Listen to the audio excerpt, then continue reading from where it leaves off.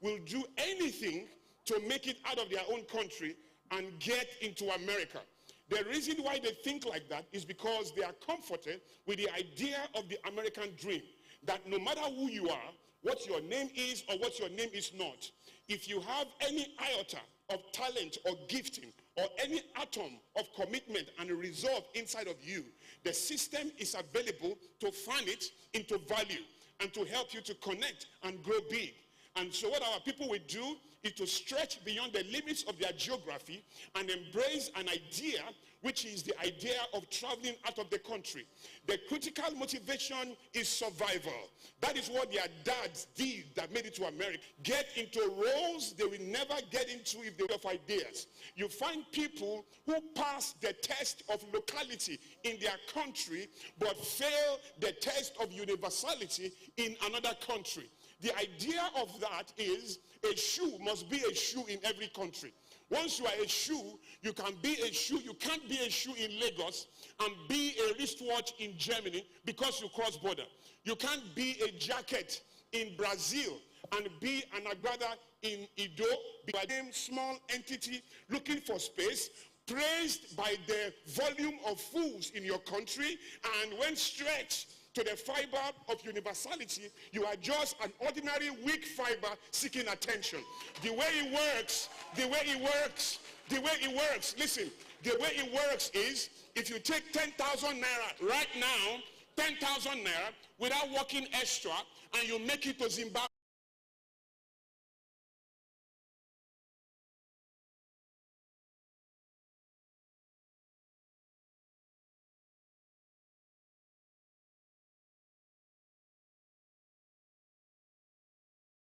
of superiority. And so you think you are special because you have bought a car that so many people are going to buy without going to church, without going to any mosque, superior customer care, market penetration, product development. They are going to buy that car all day. When you then come to a stage to celebrate that you have bought a car, you know what you are doing? You are really celebrating an escape. You are reminding yourself by an idea that suggests that you are no longer poor. Therefore, it means that the car that you are celebrating and the testimony you are giving is only important not because of its capacity to give you efficiency and speed. It's only important because of how many people don't have it. In short, it is the lack in the life of the majority that is the strength of that testimony. Meaning that except people are weak and poor, your story will not be astounding enough to tell. So what makes you tell your story is not that you have done anything fantastic. Your story is not being told because of how many people are not fantastic. So I asked a religious leader that I know very well. I said, these things you preach and talk about, if you meet Elon Musk, if you meet Bill Gates, if you meet Mark Zuckerberg, what do you say to them? What do you preach to them? Before you preach, remember who they are. Elon Musk is not trusting God for the fruit of the womb. His marriage is together. His children are well behaved. He's not sick. He's not in form of any help. There's no prayer points you have that is on his list. So what do you preach to him? What are you going to say? This is your year. Or you will make it. What are you going to say? There's nothing you are going to say that he needs. As a matter of fact, if I ask all of you in this room to pray, to start praying about 2024, while you are praying, Elon Musk walks in. If he has a device to hear what all of you are going to pray about, for a minute, he will say, I must be God. I must be God. You know why? You know why he would think so? Because 99.9% of what they are praying about, he can solve it, he can fix it. So for a minute, he would think, maybe I'm even God. That is how small we think, and that is how small we dream. We dream to the weight of mediocrity around us, not to the weight of the excellence in the world. So, this is what I tell you. In 2018, as a futurist, I came on stage to announce that the Naira will be selling for 500 to 600 Naira. In 2018, people called me, insulted me, dragged me, said all kind of nonsense. Well, it happened. In 2021, I came on another stage where I announced that the Naira will sell for over 1,000 Naira if we don't change the way we are doing things. Well, the Naira is selling for over 1,000 Naira now. And I said something earlier, some months ago, that went viral, and people have been crucifying me and sending me messages. But I'm going to say it again. Your hope is not in any politician. Your hope is not in any political party. Labour Party cannot save you, neither can Peter Obi. PDP will not save anyone. APC will not save anyone.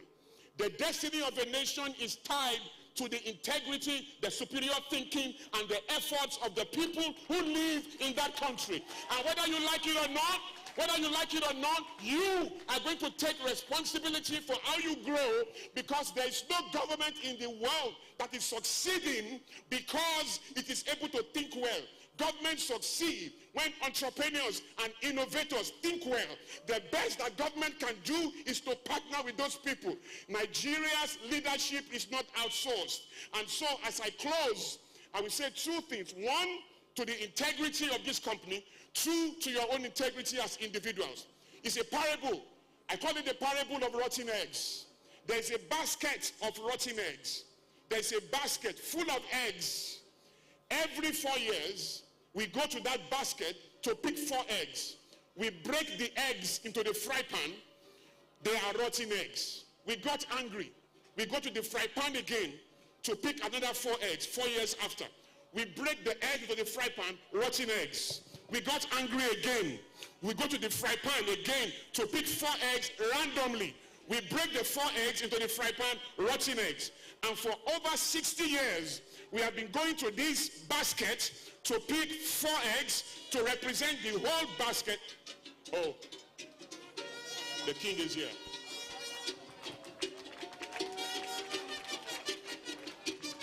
Ladies and gentlemen, please can we rise on our feet as we receive His Imperial Majesty, the Oni of Ife. Ojaja II himself, of Badeye Yokusi, is making his entrance into the hall right now. Kabiesio. Ladies and gentlemen, can you put your hands together as we receive His Imperial Majesty into our midst? Ladies and gentlemen, monarchy is being celebrated here, announcing the presence of His Royal Majesty, the Oni of Ife, Oba Adeyeye Enito Ogunwusi, your Jajawa. You're welcome, sir.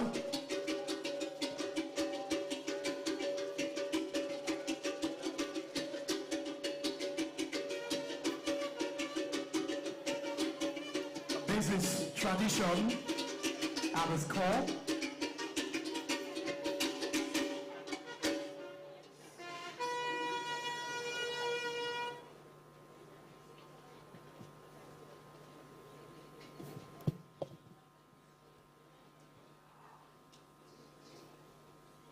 Before the arrival of the Oni, we were having a wonderful time. And of course, I believe that our speaker was also trying to round up his presentation. If you've been having a wonderful time so far, can I hear you make some noise? If you have been enjoying this session, because personally I don't even want it to come to an end. I don't want it to come to an end, but we're operating with time. So one more time, I'm just going to set the stage open, and then our amiable speaker can proceed. Thank you very much, sir. God bless you real good for impacting on all of us. Olakunle Soriyan. Can I go? Okay, I just want to welcome Kabiesi, His Imperial Majesty, the Oni of Ife, Oba Adeyeye Babatunde Ogunwusi Ojaja II. Please recognize the king. Thank you. Thank you. So So every other protocol that comes with that, observed. I just want to round up my thoughts. Before the king came in, I was speaking to the parable of the raw eggs. And what I said in that parable is that we have a basket of raw eggs. And every 4 years, we go to that basket to pick 4 eggs to represent the whole basket. And that every time we represent the whole basket, we break the egg into the fry pan. When the egg gets into the fry pan, it is broken and is rotten eggs. We are angry, we are livid, we go back to the fry pan 4 years again to pick another set of eggs. We break the eggs into the fry pan and they are rotten eggs. We are angry again, we get angry, we go to the basket of raw eggs again, we pick 4 raw eggs, break them into the fry pan again, rotten eggs. And for over 50 years, we have been going to this basket of raw eggs to pick 4 eggs to represent the whole basket. And every time we break the eggs into the fry pan, they become rotten eggs. They said insanity is to keep doing things the same way and expect a different result. 50 years is long enough to ask ourselves that maybe this basket itself is a basket of rotten eggs, such that it doesn't matter how many eggs we go to pick from it, it may be rotten eggs every time because the basket itself is filled of rotten eggs. If you look at that equation in itself, you then see that the destiny of that basket is not in the hands of the 4 eggs that are picked from the basket to represent the basket. The destiny of that basket is in the hands of every egg that is in that basket. What that means is that in every country, in every nation, the people who produce there are the ones who transform that country. Not the government, not the politicians, not the politics of it. So the Americans documented their own. They have a material called The Men Who Built America. They didn't say the political parties, they didn't say the presidents, they didn't say the Democrats or the Republicans. It is entrepreneurs and innovators. The reason why we are excited here, looking at all of you, is that you are the soul of this country. It is only as entrepreneurs rise to the highest level of responsibility and begin to produce ideas that create jobs, that impact on GDP and per capita income, that we can really have the type of change that we want. My challenge to you all here today is this: rise up to your own highest level of strength. Believe your own story, embrace your own journey, trust the future, but dream at the highest level possible. Now, before I drop this mic in 2 minutes, let me remind you all that everything you dream about, that you can see the achievement of it in your logic. Anything that is in your mind, that you can see how it will be done end to end, is not a dream, it's a goal. A goal is anything that is smart. It is simple, measurable, and all of those things that we put together, tangible. A goal has to make sense. When you are dreaming, you are like a child. You are embracing your sense of wonder. What you are dreaming about should not be resident in your logic. You are dreaming, but what you are dreaming about should not make sense. It should only be sensible in your imagination. You know why? Because really and truly, individuals don't dream, their dreams visit them. Dreams visit you, you don't dreams. You don't pursue your dreams, you position for your dreams. Now, the universe is designed to compensate anomalies. The moment you start dreaming beyond your logic, the universe is set up to organize itself to send you the people, locate you in places and in moments that will lift you to the next level. Take the freedom to dream. A dream will visit you. Your job is to give it residency and host it. You don't pursue your dreams. Dreams pursue you and gravitate towards you. And so start dreaming. Think of the most impossible things in the world. Somebody dreamt of the highest level of the internet. Somebody dreamt of merchant banking. Somebody dreamt up to build a pyramid. Some people went to the moon. Start dreaming about things that nothing in your logic can make happen. It is the job of God through the universe to organize the elements to serve your cause. When you start thinking like that, then you are ready to change Nigeria. Stop calling goals dreams. The reason why we are small is because we don't dream. There's something called your sense of wonder. You will lose it to your adulthood, because adults will tell you to stop dreaming, and that when you dream, you are stupid. You have to start dreaming.